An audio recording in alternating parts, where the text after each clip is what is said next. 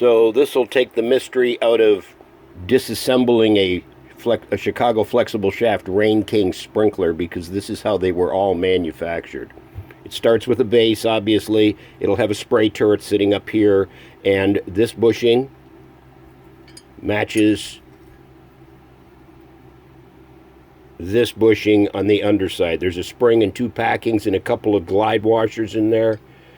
Essentially, though, the problem is this threaded part here attaches to the underside of the spray bar. And on the other end, and I'm going to slide this off of here,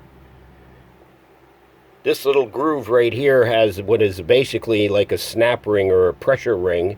And the very last step in the assembly of all these Rain King sprinklers is to slide the whole affair down through this hole.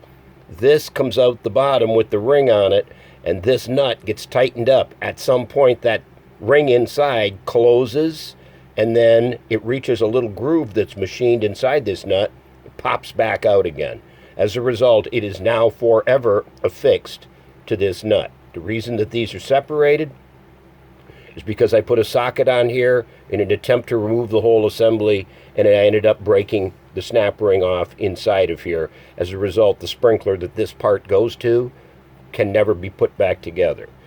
Next, we have in this assembly, but now it's intact. In other words, the snap ring is still in place inside this nut. However, this particular unit suffered some damage, and as a result, the short amount of thread from the pipe that goes into the spray turret actually cracked. And some clever tinker took a piece of copper tubing, inserted it between the two pieces, and then soldered the whole works together and threaded it back in to the spray bar on the sprinkler that this comes from. And this is actually from one of the original Rain Kings, the Mighty Majestic, the bird bath unit, as I call it. So, as a result, this piece can't be repaired.